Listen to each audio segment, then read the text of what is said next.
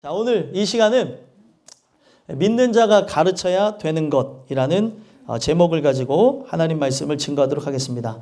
여러분들이 읽으신 본문 디모데전서는 바울이 1차 전도 여행 때 바울이 전한 복음을 듣고 회심했던 청년 디모데가 2차 전도 여행을 함께 하게 되면서 믿음의 일꾼으로 자라나게 되어지고 또 믿음의 일꾼으로 되어진 이후에 에베소에 파송이 되어져서 젊은 나이였지만 큰 교회의 목회자로서 목회를 하게 되는 그런 사람이 되어진 걸 볼 수 있습니다.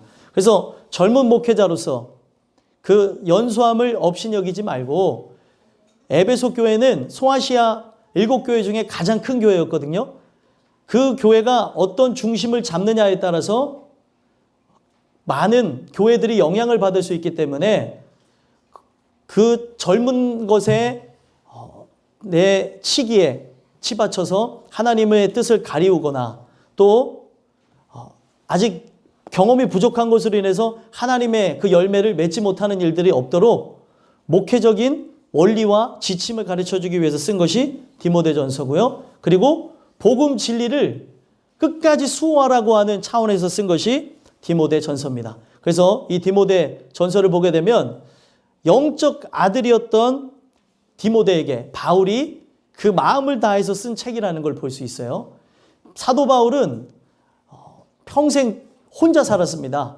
혼자 살고 주님의 신부로서 자녀가 없이 결혼하지 않고 살았는데 그 자기가 복음으로 낳았다고 얘기했던 그 영적 아들 디모데에게 그 은혜 안에 거하고 말씀 안에 거하라고 하는 차원에서 쓴 것이 디모데전서라는 거예요. 그래서 오늘 본문도 바로 그런 큰 차원에서 보시면은 목회자인 디모데에게 분명 주는 말씀이지만 이거는 목회자에게만 해당되는 것이 아니고 오늘 성도들에 이르기까지 하나님이 다 계산해서 주신 말씀이라는 거죠. 왜 목회자에게만 해당되지 않냐면 여러분들은 집안의 리더 아닙니까? 또 집안뿐만이 아니라 만나는 사람들 가운데 복음을 전달해야 되는 의무가 있고 또 직장에서 사회에서 가장 중요한 것이 우리가 진리를 수호하는 입장에서 복음을 증거해야 되는 사명자라는 것입니다. 그래서 오늘 이 말씀을 통해 여러분들과 제가 믿음이 있는 존재라면 제목 그대로 믿는 자가 가르쳐야 되는 것이 무엇인지를 기억하고 여러분들 자신이 하나님 말씀을 통해서 구원받는 것뿐만이 아니라 여러분들에게서 듣게 되어지는 자들이 구원받는 역사가 있게 되기를 간절히 소망합니다. 그래서 오늘 말씀은 믿는 자가 가르쳐야 되는 것이라는 제목을 가지고 세 가지 권면의 말씀을 드리고자 하는데요. 첫 번째, 믿는 자가 가르쳐야 되는 것이 무엇이냐? 말씀과 기도로 거룩하여진다는 걸 가르쳐야 된다는 겁니다. 왜 이것이 중요하냐면 1절과 2절을 먼저 보시면 말세에 그 배도가 있을 것이다 라는 예언의 말씀을 주십니다. 배도가 무엇이죠? 배도라고 하는 것은 그리스도의 도를 저버리고 세상에 있는 그 썩어질 도, 그 썩어질 세상의 그 사상에 심취하게 되는 걸 얘기하고 있는 것이거든요. 그래서 1절에 보시면 성령이 밝히 말씀하시기를 후일에 어떤 사람들이 믿음에서 떠나, 중요한 게 무엇이에요? 믿음에서 떠나게 되어지는 가르침을 받게 될 거라는 거예요. 그 가르침이 누구로부터 나온대요? 미혹하는 영과 귀신의 가르침. 이 부분에 대해서 좀 도움이 될 수 있는 게 에베소서 6장에 보게 되면 전신갑주를 입어야 우리가 바로 통치자들과 권세자들과 세상 주관자들과 하늘에 있는 악한 영들에 대해서 우리가 대항할 수 있다고 얘기를 합니다. 여러분들 사단도요 조직적으로 움직입니다.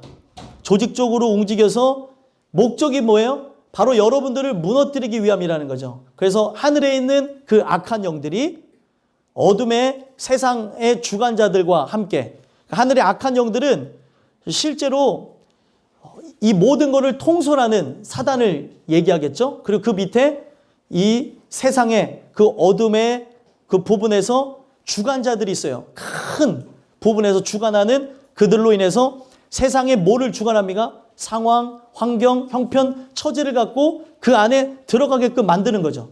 그 안에 쭉쭉쭉쭉 들어가게 되어지는 그 부분을 보게 되어지고요. 또 그 안으로 들어가게 되면은 통치자들, 그 세상의 주권자들 아래 있는 그 통치자들이 사단의 그 권속 아래 일들을 하는 걸 볼 수 있다는 거예요.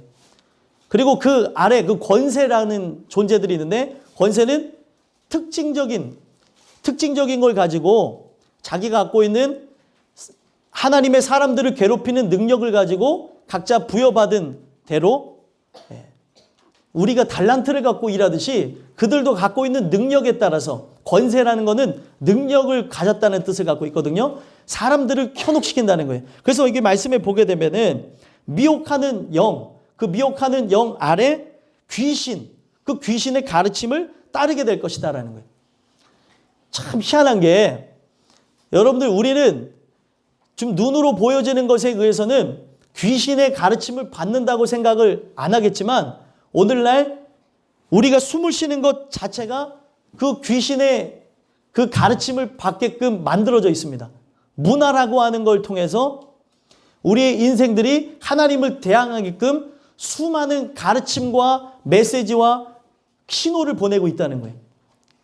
여러분들과 제가 오늘 첫 번째 나누게 된 말씀인 말씀과 기도로 거룩해지지 않는다면 계속해서 마귀에 의해서 숨을 쉬며 살아가는 삶 속에 그 은혜의 공급을 받지 않으면은 그것의 가르침에 의해 나도 모르는 사이에 범죄자가 되기도 하고, 겉으로는 범죄자로서의 모습을 살지 않지만 속에서 각종 죄악의 모습을 가지고 살아가고 있고, 죄악을 기뻐하고 하나님이 싫어하는 것에 몰두하며 살아가는 게 여러분들과 제가 될 수 있을 것이라는 겁니다. 그래서 오늘 이 말씀을 통해 이 미혹의 영과 귀신의 가르침을 따르게 된다는 거예요. 언제요? 말세의 때에. 지금 우리는 말세에서도 말세 지말이라고 합니다. 세상 끝자락에 있는 게 바로 여러분들과 저예요. 금요일날 제가 이런 부분에 대해서 잠깐 나눴었는데, 지금 이 세상 돌아가는 걸 보게 되면 세상이 끝에 다다랐다는 걸 알 수 있어요.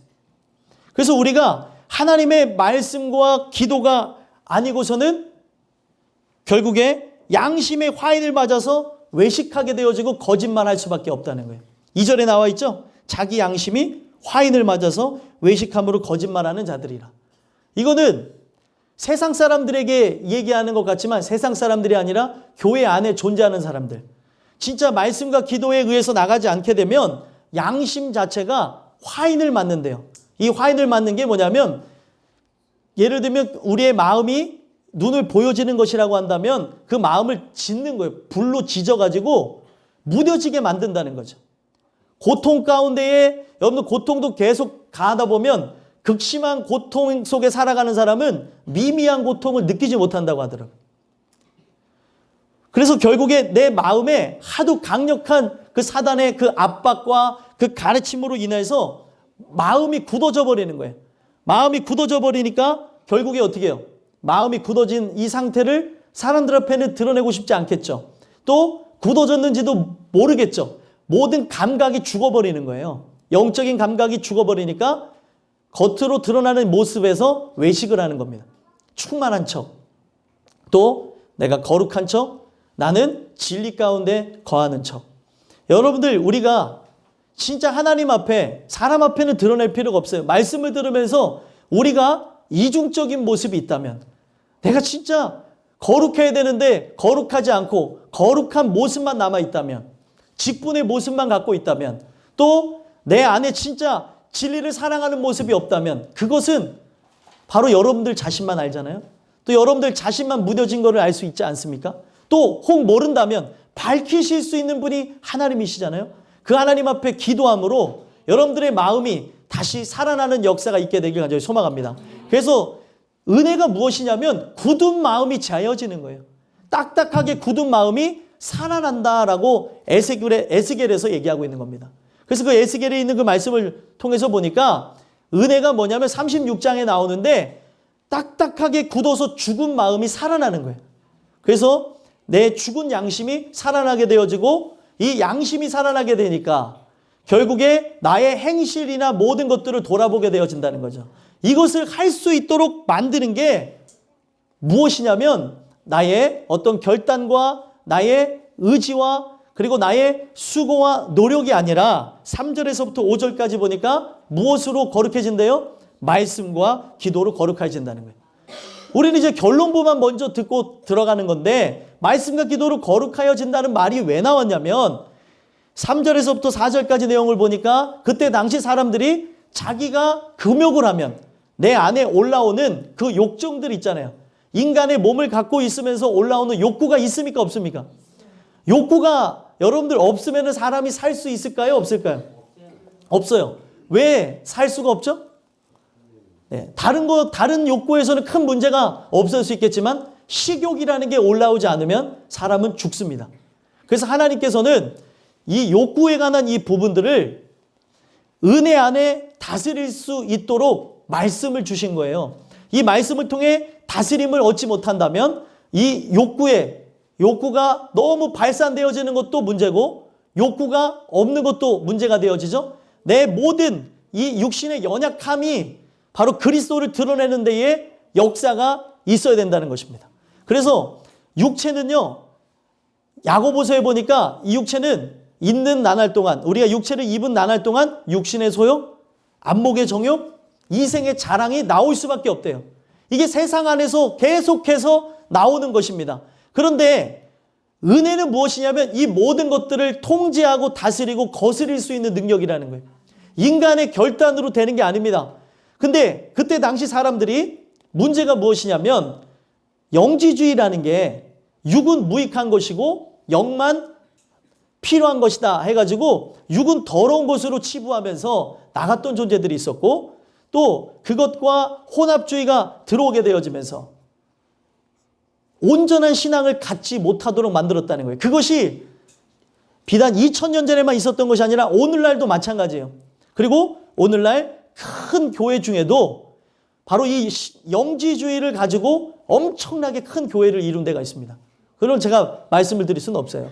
법적으로 소송을 당하니까. 근데 여러분들 중요한 거는요.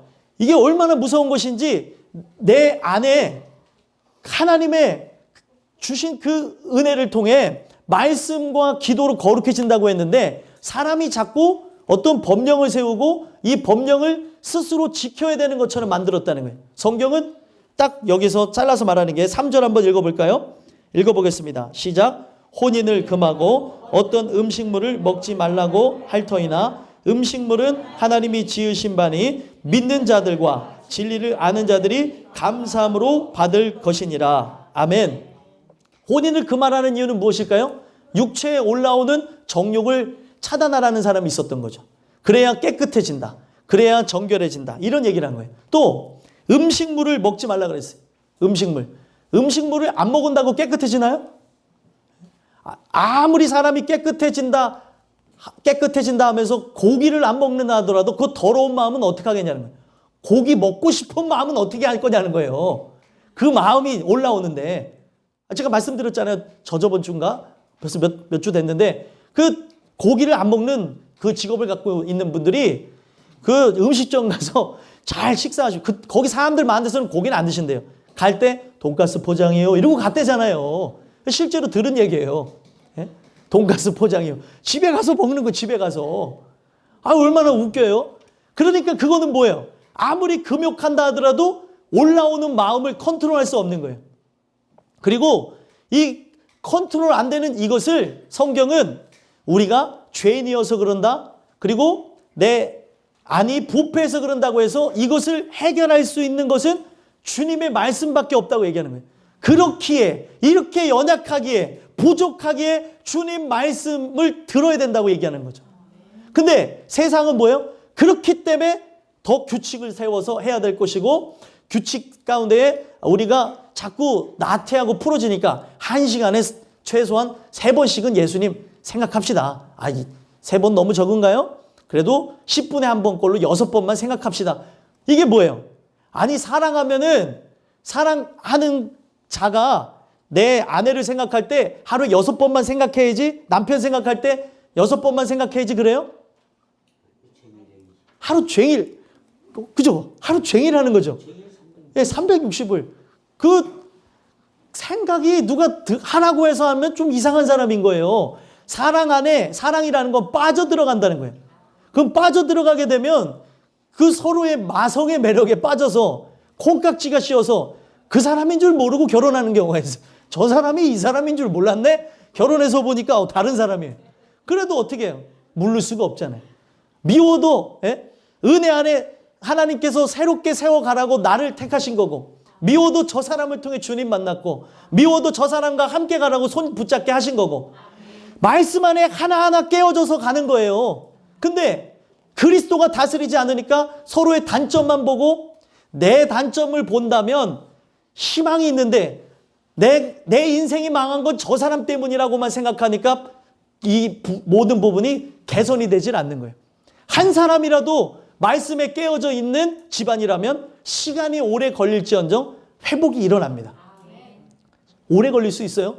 30년, 40년, 50년 죽을 때쯤 돌아온 사람도 있지만 45년쯤도 얘기하신 분도 있지만 은혜에 의해서 바뀌어져 간다는 거예요. 은혜에 의해서 한 사람이라도 듣고 깨닫는 사람이 있다면 그 사람에 의해서 회복의 역사가 일어난다는 거예요. 혹 내 남편이 다른 신을 섬겨도 상관없어요. 이미 결혼을 했는데 지금 다른 신을 섬긴다 하더라도 내가 은혜 안에 거하고 내가 오늘도 그 남편을 위해서 또 아내를 위해서 기도하고 있다면 하나님께서 귀를 여실 겁니다. 우리 그거를 보는 거예요. 그거를.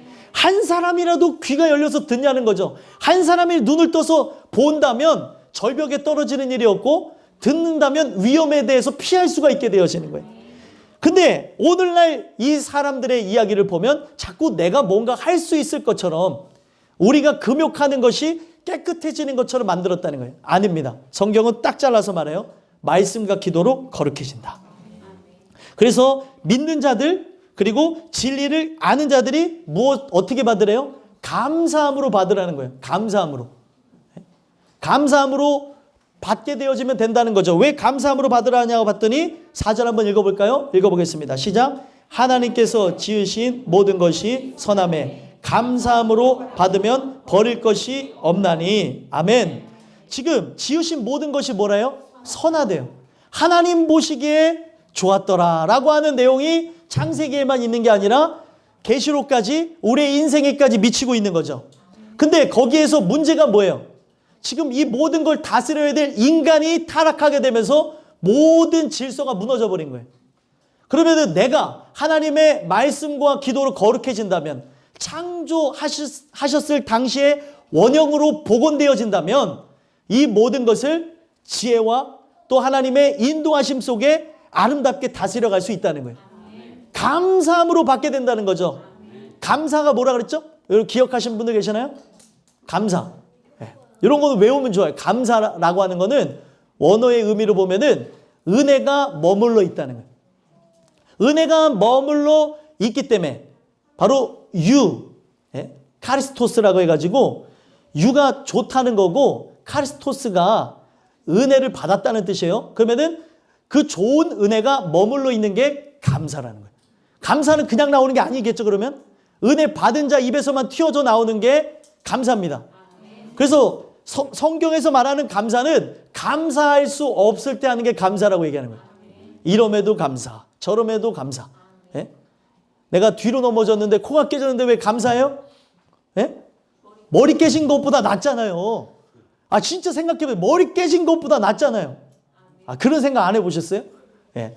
뒤로 넘어졌는데 코가 깨지면 아우 나는 왜 이렇게 코가 깨졌나 하고 좌절할 게 아니라 머리 깨진 것보다 낫다니까요.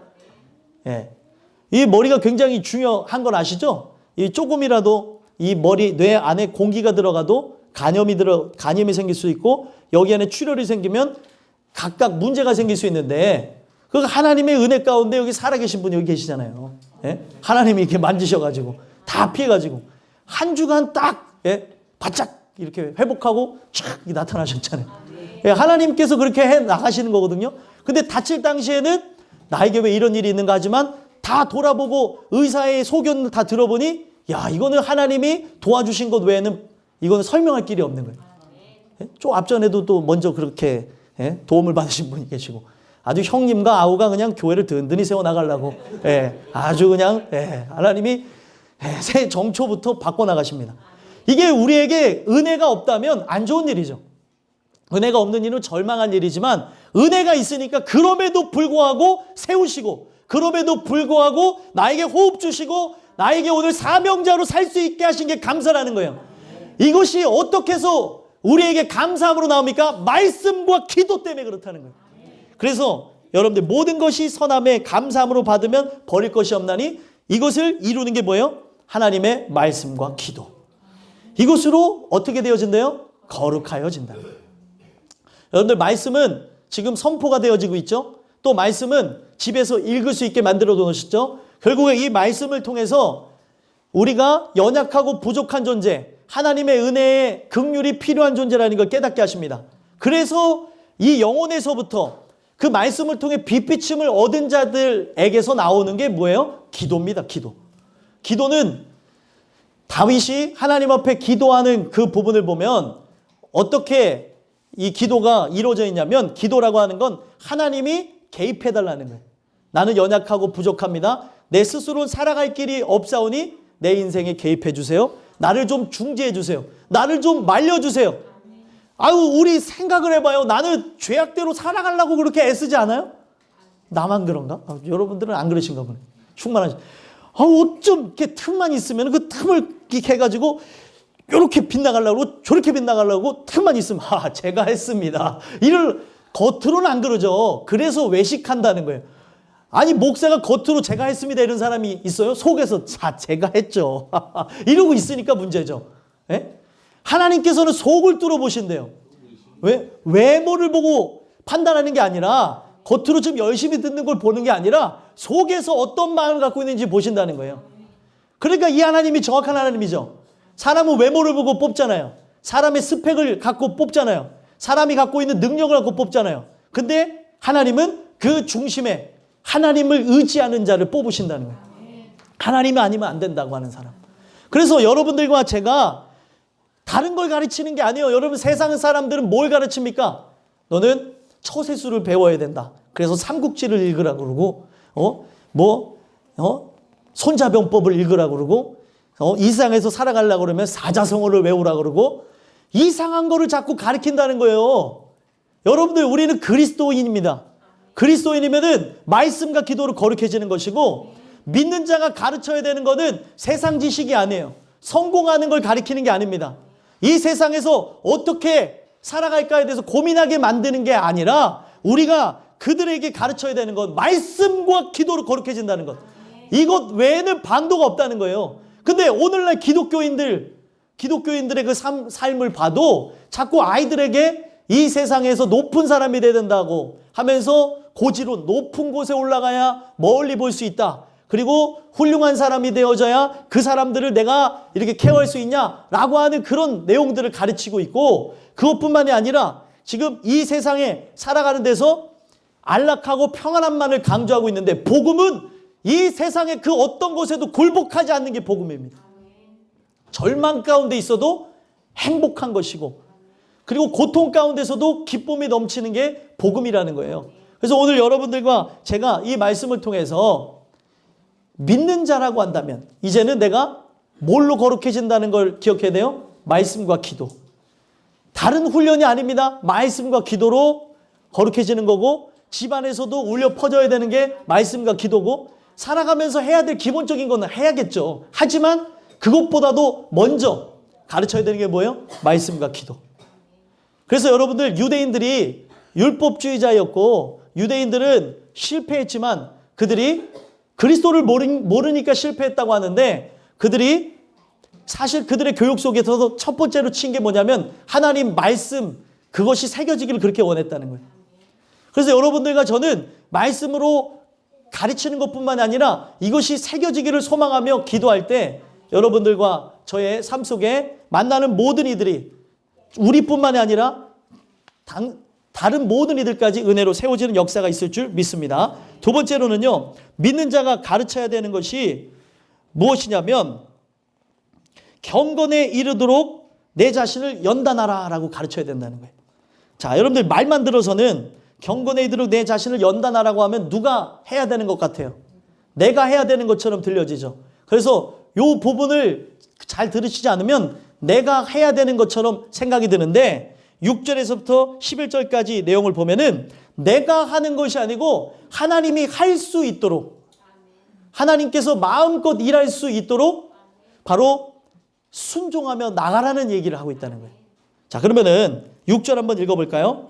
읽어보겠습니다. 시작. 내가 이것으로 형제를 깨우치면 그리스도 예수의 좋은 일꾼이 되어 믿음의 말씀과 내가 따르는 좋은 교훈으로 양육을 받으리라. 아멘.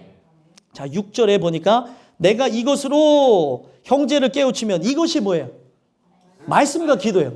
야, 다들 열심히 듣고 계시네요. 예, 다들 오늘 좋으십니다. 아주 컨디션 좋아. 주무시는 분들이 안 계시네. 예, 컨디션 좋으세요. 자, 말씀과 기도. 그거를 여기서 이것으로 표현하죠. 이것으로 형제를 어떻게 하라고요? 깨우치라라고 얘기하고 있어요. 이 깨우치는 게 뭐냐면 원어로 보니까 깨우친다는 말이 뭐냐면 그의 중심 가운데에 세워지게 하라는 거예요. 말씀과 기도로 거룩해질 수 있도록 세워주라는 거죠. 계속해서 권면하고 계속해서 이끌어주고 밀어주고 하는 거예요. 다른 것이 아니라는 거죠. 다른 것. 자꾸 세상에 쓸데없는 것에 집중하게 만들잖아요. 이 세상은. 이걸 안 하면 꼭 도태되는 것 같고 꼭 그렇게 해야만 할 것처럼 만들어놨잖아요. 그렇죠? 여러분들 우리가 고등학교 꼭 졸업해야 되나요?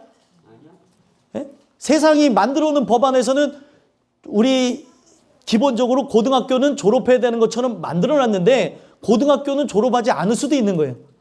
자신의 개인 의사에 의해서. 그리고 스스로 공부해가지고 대학을 갈 수도 있는 겁니다. 꼭 남들이 가는 그 길을 꼭 가야 되는 건 아니라는 거예요. 근데 세상은 그 길을 가지 않으면 이단아처럼 보고 이상하게 보고 저건 좀 부족한 거라고 생각하는 경향이 있는데 그런 부분이 아니라는 거죠. 세상이 만들어 놓은 길로는 꼭 갈 필요는 없다는 거예요. 오늘 우리가 이 내용을 통해서 봐야 되는 게 이 세상에 있는 모든 사람들이라면 어린아이들이건 아니면 연세 드신 분들이건 우리가 말씀과 기도로 거룩해진다는 것을 믿는 여러분들이 깨달았다면 이 말씀과 기도에 의해서 형제가 세워질 수 있도록 계속 권면하시는 역사가 있었으면 좋겠습니다. 이것을 우리가 해야 되는 거예요. 그러면 그 말씀과 기도에 의해서 거룩해진 자들이 6절에 보니까 그리스도의 무엇이 되어져요? 좋은 일꾼이 되어지는 거예요. 좋은 일꾼. 좋은 일꾼이라는 것은 하나님 뜻대로 일하는 종이에요. 성경에 보니까 하나님 뜻대로 일하는 종도 있지만 뜻대로 일하지 않는 종이 있죠. 그래서 충성된 종과 불충한 종에 대해서 예수님이 말씀한 겁니다.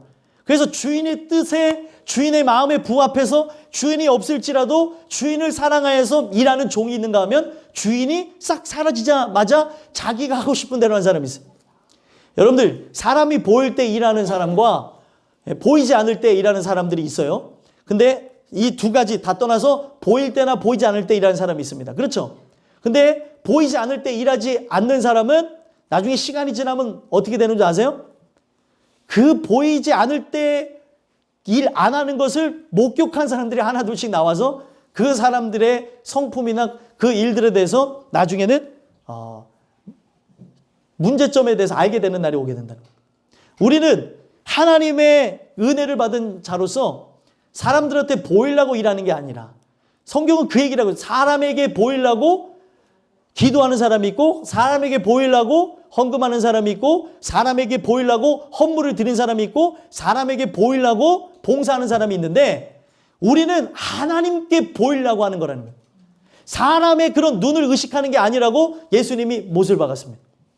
그래서 기도하는 것도 골방에 가서 들어가라고 골방에 가서 기도하라고 얘기를 했고 눈앞에서 꼭 보여지는 데서 기도할 필요는 없는 거예요. 왜? 그래서 우리가 뭐 교회 나와서 기도하지 말라는 얘기가 아니라 보이려고 사람들에게 드러내려고 형식을 갖고 하는 것은 의미가 없다는 거예요. 내 마음이 함께하지 않고 내 그 부족함과 연약함 그 죄악성을 드러내고 하는 것이 아니라면 의미가 없다는 거죠. 그래서 오늘 우리는 말씀과 기도에 의해서 세워지게 되면 바로 하나님 보시기에 좋은 뜻대로 움직이는 일꾼이 되어진다는 거예요.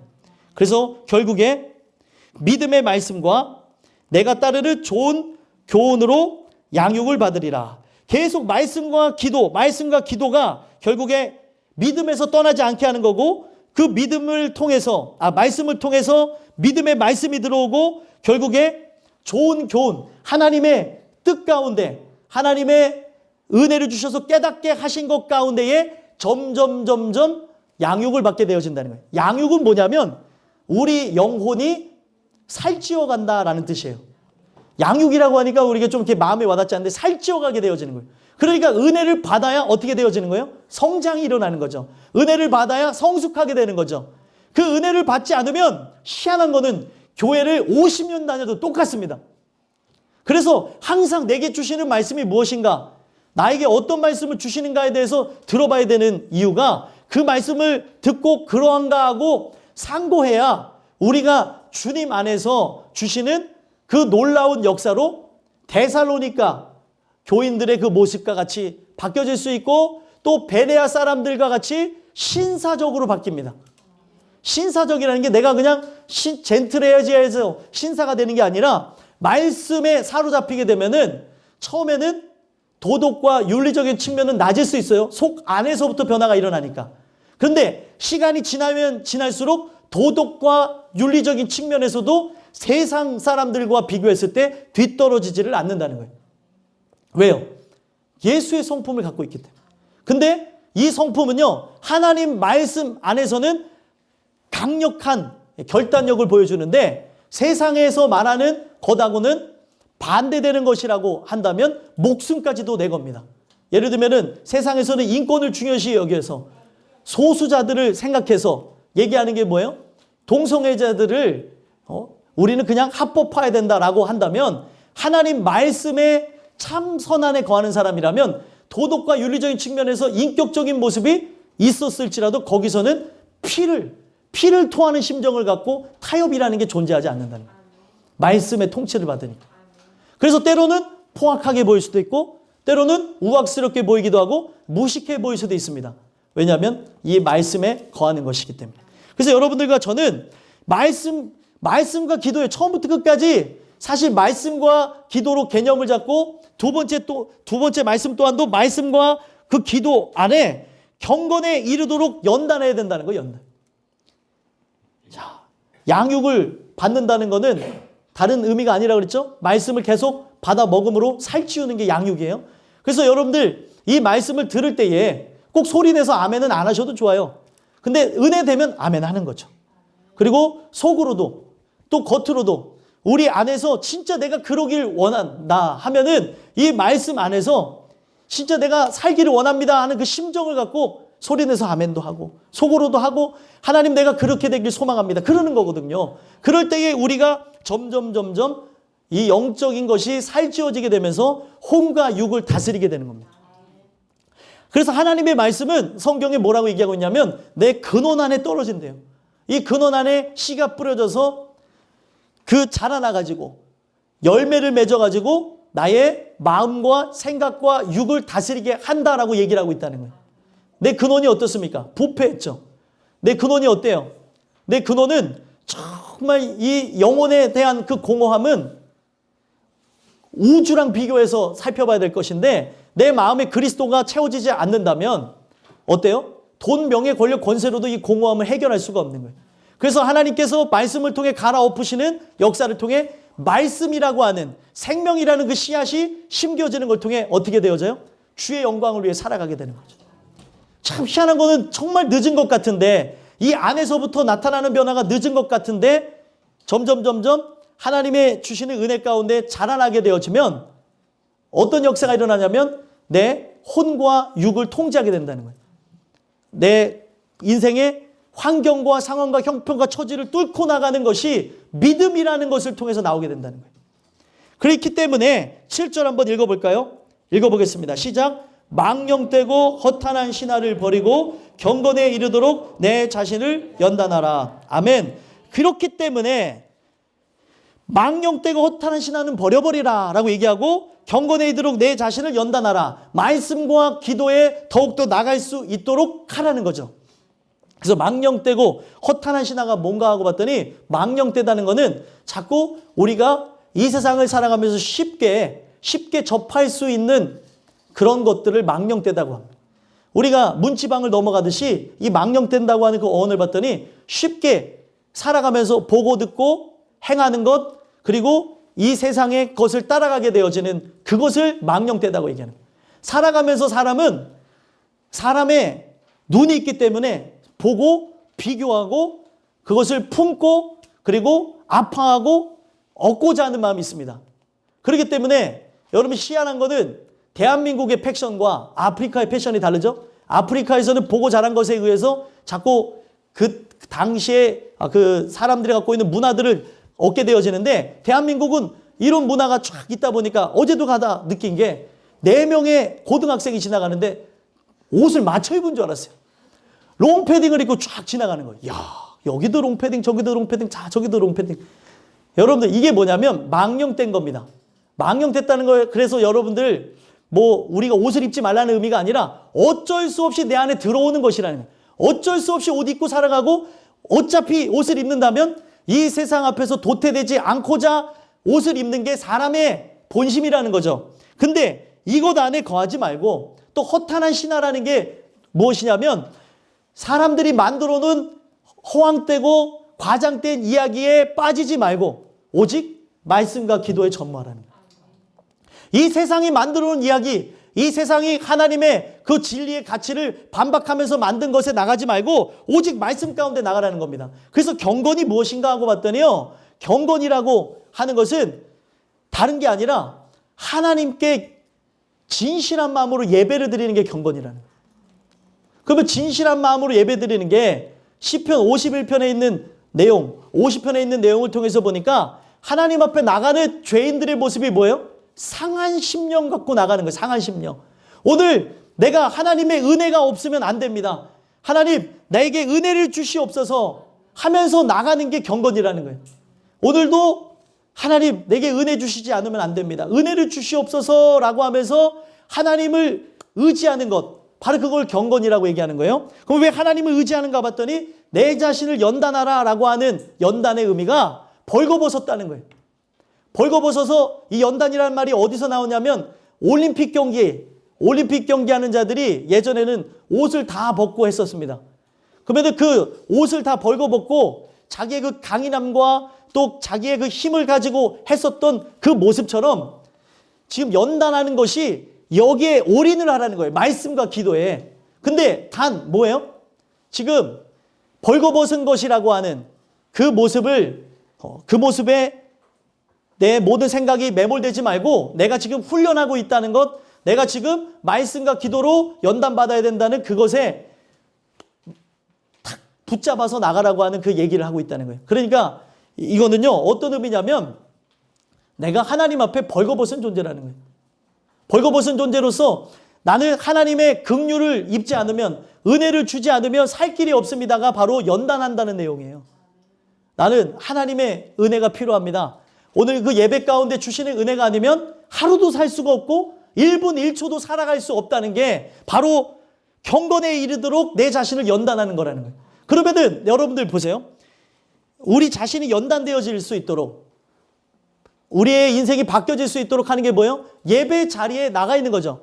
말씀하시는 자리에 앉아 있는 거고, 기도의 자리에 앉아 있는 거고, 말씀하는 것을 우리가 듣는 거고 보는 것입니다. 그래서 그걸 통해서 결국에 하나님이 나에게 일하시기를 소망해야 되는 거예요. 하나님이 나에게 긍휼 주시지 않으면 우리는 벌거벗은 존재라는 거예요.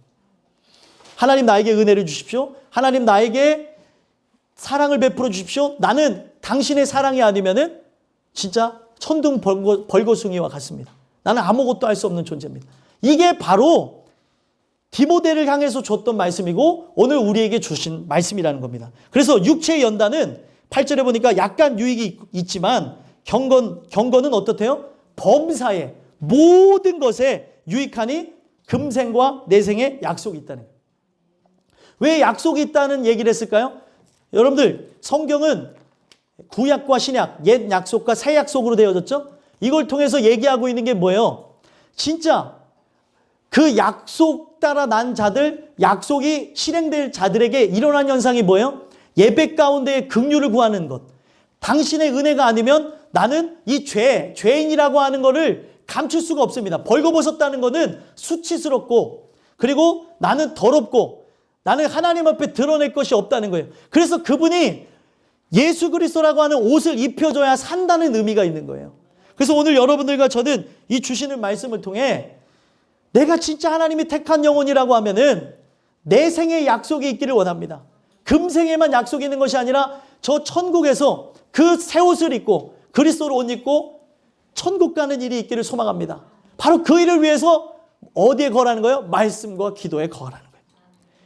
그래서 여러분들 9절 10절에 보면은 이 말 미쁘다 이 말이요 모든 사람들이 받을 만하도다. 10절에 보니까 이를 위하여 우리가 수고하고 힘쓰는 것. 수고하고 힘쓰는 게 뭐예요? 말씀의 자리에 앉아 있는 것. 순종하고 말씀의 자리에 앉아 있는 것.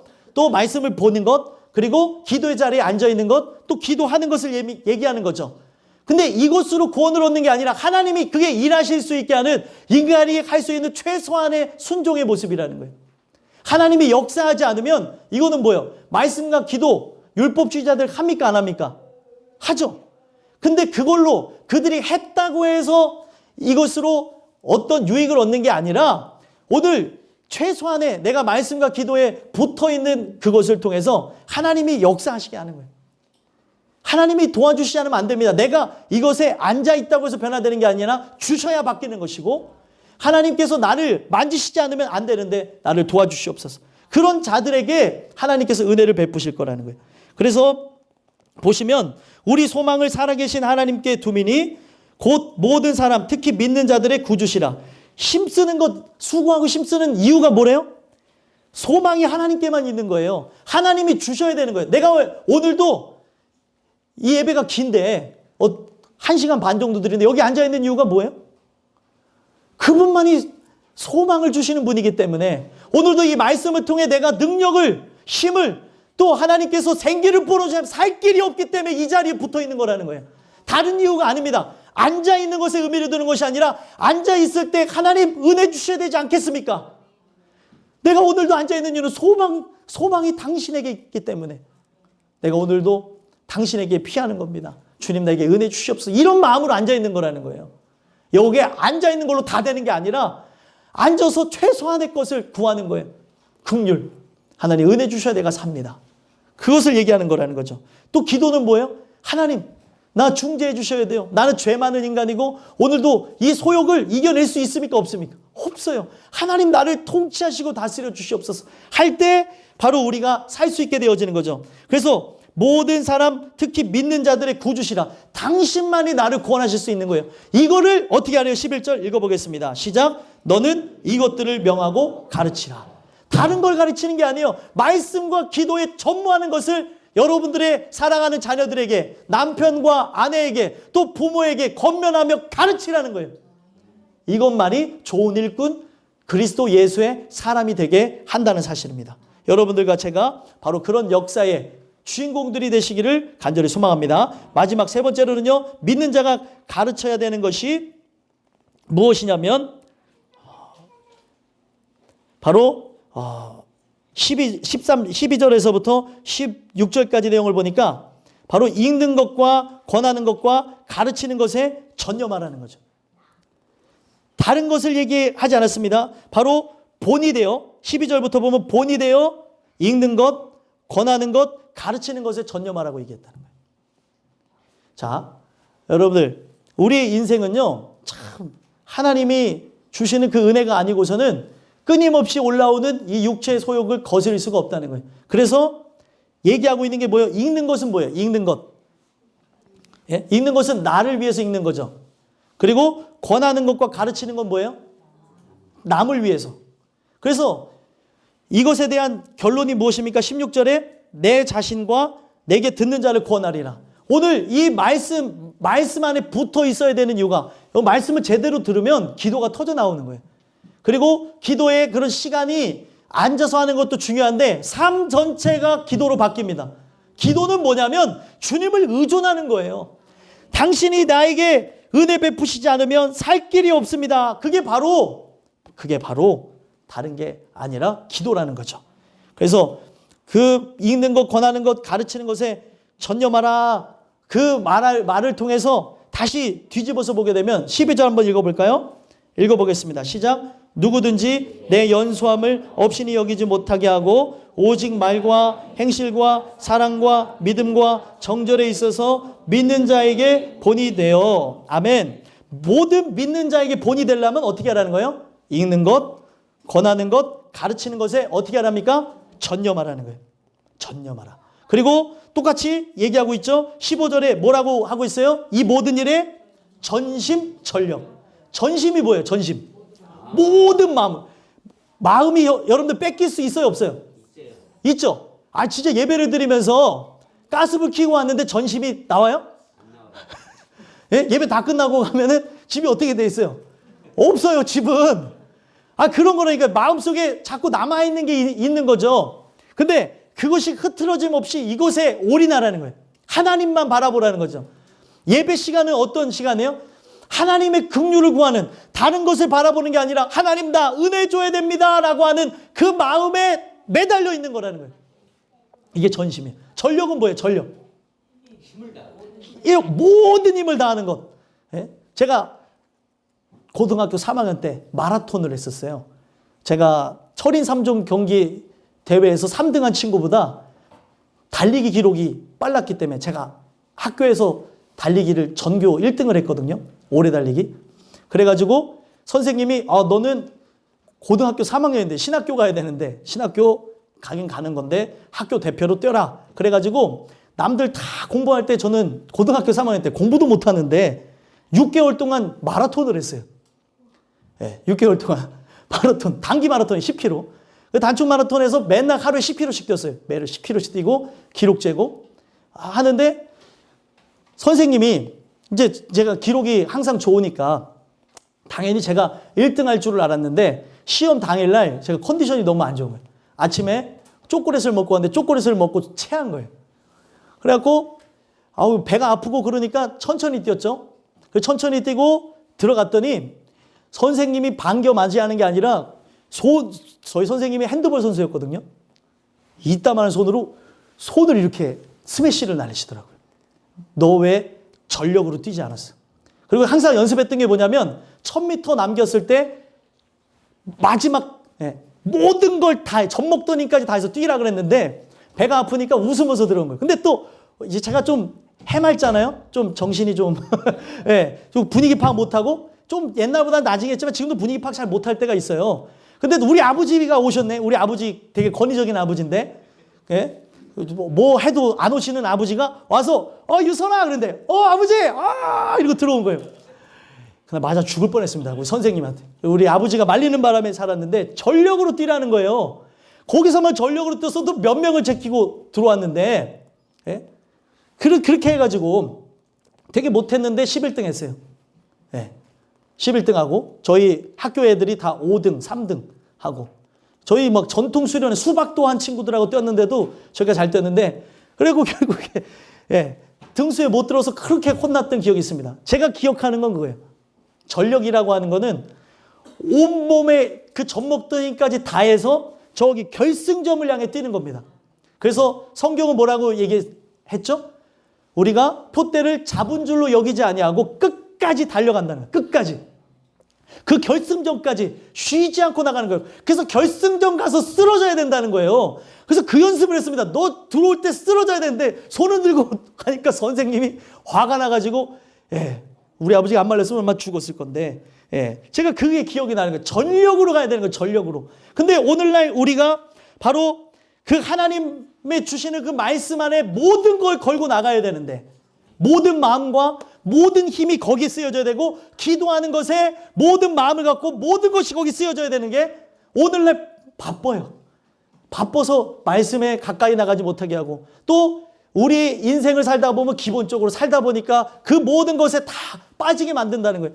은혜가 아니면은 살 길이 없는데 하나님의 말씀은 이것에 매진하라고 얘기하고 있다는 거예요. 그래서 여러분들 젊은 목회자였기 때문에 디모데에게 연소함을 없이 여기지 못하게 하는 것은 말씀에 세워지는 거라는 거예요. 말씀에 그 권위가 있다면은 그런 일이 없을 것인데 가장의 권위도 언제 돌아오냐? 말씀의 권위를 세울 때. 또 우리의 연약함이 다 사라지게 되어지는 날이 언제냐? 말씀의 권위가 세워질 때입니다. 그런데 지금 그렇게 안 나가니까 지금 이것에 전념하라고 또 이것에 전심전력하고 해서 이 모든 사람들에게 무엇을 나타나게 하나요? 전심전력으로 할 때 15절에 모든 사람에게 뭐가 나타나요? 성숙함이 나타나요. 성숙함. 그러면요, 복음 안에서 젊은 사람과 나이 든 사람이 친구가 될 수 있습니다. 복음 안에서. 복음을 통해서 시대를 초월해가지고 우리가 서로 밀어주고 당겨주고 함께 은혜 아래 나가는 동역자가 될 수 있는 거예요. 성숙함이 20살 먹은 청년들에게도 나타날 수 있어요. 말씀에 충만하게 되어지면. 그 말씀을 통해 기도하는 자가 되어졌다면 그 거룩함을 받은 것을 한 번도 해보지 않은 자가 따라갈 수가 없다는 거예요. 오늘 여러분들과 제가 주시는 이 말씀을 통해 그 읽는 것과 권하는 것, 가르치는 것에 전념하게 되기를 간절히 소망합니다. 그럴 때 어떤 일이 일어나요? 다시 12절 돌아가면 말과 행실과 사랑과 믿음과 정절에 있어서 모든 사람에게 본이 되어진다는 거죠. 그 말이라고 하는 거는 입만 열면은 말이 뭐냐면 로고스예요. 하나님의 말씀이 쏟아져 나오는 거고, 행실이라고 하는 거는 주의 뜻 가운데 거하는 바로 보시기에 좋은 뜻대로 행하는 일꾼의 모습이 나오는 거고, 사랑이라는 건 뭐예요? 인간전 사랑이 아니라 아가페 사랑, 하나님의 사랑이 쏟아져 나오는 거예요. 원수까지도 사랑하는 역사가 말씀에 충만한 자에게 나타납니다. 그리고 믿음이라는 게 무엇입니까? 믿음이라는 것은 피스티스라고 해서 하나님을 의존하다는 뜻을 갖고 있어요. 하나님만 붙잡고 살아가는 거예요. 예수님 말씀하셨죠. 너희가 나를 떠나서 아무것도 할 수 없다. 너희가 진짜 나에게 붙어 있어야 열매를 많이 맺는다고 얘기하는 거예요. 믿음은 다른 게 아니에요. 확신 가운데 있는 게 믿음이 아니라 주의 말씀에 붙어 있는 것, 당신의 말씀에만이, 당신을 의지하는 것만이 내가 살 길입니다. 이게 믿음이에요. 나에게 은혜 베풀어 주지 않으면 살 길이 없습니다. 이게 바로 진짜 믿음이라는 거죠. 그래서 그렇게 의존하게 되어지고 정절이 있다는 것은 깨끗하다는 거예요. 세상에 그 어떤 것도 침투하지 못하는 것. 자, 그럼 이것을 한 단어로 바꾸면 아까 전에 5절에 나왔던 어떤 단어예요? 자, 헷갈리시죠? 거룩함이다. 거룩이라는 거룩. 하나님 안의 속성, 하나님의 속성 안에만 존재하는 게 거룩인데 이것이 말씀과 기도에 전무하는 사람들에게 나타나게 될 거라는 거예요. 그리스도의 사람에게만 나타나는 것이지 그냥 육신적인 사람에게는 절대로 나타나지 않습니다. 그래서 여러분들과 제가 오늘 이 주시는 이 말씀을 통해서 전심전력으로 나갔으면 좋겠고요. 14절에 여러분들이 생각하기에 애매한 말씀이 있는데 거기 보면은 예언을 통하여 받은 것을 가볍게 여기지 말라라고 하는 그 의미는 바로 권면했던 거예요. 덕을 세우는 게 뭐냐? 바로 그 사람이 은혜 안에서 세워질 수 있도록 바로 믿음의 권면의 말을 해준 거라는 거죠. 저희가 그 송구영신 예배 드리면서 제가 여러분들이 권면 드린 내용들 있잖아요. 그게 바로 성경에서 얘기하는 예언이에요. 예언이라고 하는 건 앞날을 얘기하는 게 예언이 아니라 그 사람이 믿음 안에 세워질 수 있도록 덕을 세우는 게 바로 예언의 정입니다. 무당처럼 뭐를 맞추는 게 과거에 지나간 일 맞추는 게 예언이 아니라 예언이라고 하는 거는 한 사람이 거듭나서 주의 뜻 안에 거하게 되어지는 게, 그 거할 수 있도록 그의 그런 연약함과 부족함을 주님께 의지하라고 권면한 내용이 예언의 의미라는 거예요. 그래서 결국에 말씀과 기도에 전무하게 되어져서 어떻게 하라고 얘기해요? 16절 읽고 마치겠습니다. 읽겠습니다. 시작. 내가 내 자신과 가르침을 살펴 이 일을 계속하라. 이것을 행함으로 내 자신과 내게 듣는 자를 구원하리라. 아멘. 내 자신과 그리고 가르침을 살펴 이 일을 계속하라 그랬어요. 계속하는 게 뭐예요? 여기서는 읽는 것과 권하는 것과 가르치는 것이고, 앞전에서는 이게 뭐예요? 말씀과 기도죠. 말씀과 기도를 끝까지 행하는 걸 통해서 어떤 일이 일어나는 거예요? 바로 여러분들 자신을 권하고 여러분들에게서 듣는 자를 권하는 역사가 있으라는 겁니다. 그래서 오늘 여러분들 말씀과 기도에 대한 말씀을 계속 들었는데 이것에 전무하는 걸 통해서 여러분들 자신이 구원받는 역사가 은혜를 통해 있기를 소망하고요. 그리고 여러분들이 은혜 받은 그것, 내가 믿는 자로서 남들을 가르치게 되어질 때 그들 또한 세움을 받아서 중심의 말씀과 기도로 나가는 것을 통해 여러분들에게서 듣는 자들이 구원받는 역사가 있게 되기를 간절히 소망합니다. 기도하겠습니다.